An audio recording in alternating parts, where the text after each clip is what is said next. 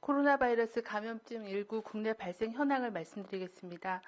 7월 17일 기준으로 국내 발생 신규 확진자는 21명이 확인되었고 해외 유입 사례는 39명이 확인되어 총 누적 확진자 수는 13,672명입니다. 서울 관악구에 있는 방문 판매 사무실과 관련하여 방문자 2명이 추가로 확진되어 누적 확진자 수는 총 13명입니다. 경기 수도권 방문 판매 모임과 관련해서는 고향의 원당, 성당 관련된 접촉자가 1명 추가로 확진되어 현재까지 누적 확진자는 총 42명입니다. 경기 시흥 서울대효 요양병원과 관련해서는 입원 환자의 보호자가 1명 추가로 확진되어 현재까지 누적 확진자는 총 4명입니다. 광주 방문 판매 모임과 관련하여서는 3명이 추가 확진되어 현재까지 누적 확진자는 총 147명입니다. 추가 확진자는 배드민턴 클럽 관련돼서 2명, 한울 요양원 관련해서 1명이 추가로 확진되었습니다. 중앙방역대책본부는 코로나19 시대의 슬기로운 일상생활 방법의 하나로 올바른 마스크 착용을 생활화해 주실 것을 요청을 드립니다.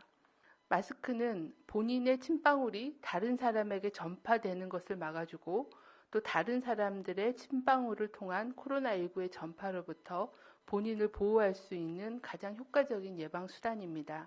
실제 역학조사를 저희가 실시한 결과 좁은 차량 안에서 1시간 이상 동승하여 이동하였지만 확진자와 동승자가 모두 마스크를 착용하여 추가적인 감염자는 없었던 사례가 있었습니다.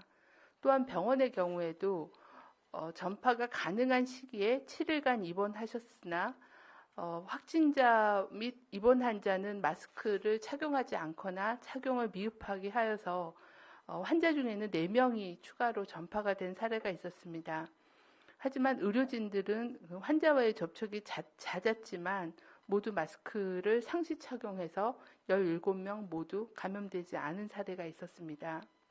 또한 교회의 경우도 확진 전에 전파 가능한 시기에 3번 예배를 참석을 하셨지만 모든 교인께서 마스크 착용을 하시고 또 관리자가 마스크 착용을 수시로 관리 감독을 해서 전 교인 모두 추가 감염 없는 그런 사례도 있었습니다. 언제 마스크를 착용하여야 하는가에 대해서는 2m 이상 거리 두기가 어려운 실내에서는 착용하시는 것을 권고합니다.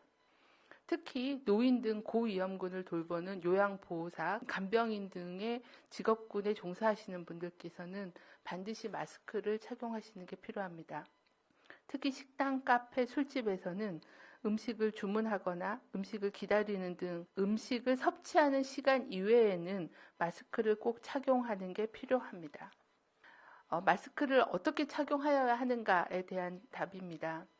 입과 코를 완전히 가리고 마스크 표면은 최대한 만지지 않아야 하며 마스크 착용 전후에 손 씻기를 반드시 같이 하시는 게 필요합니다.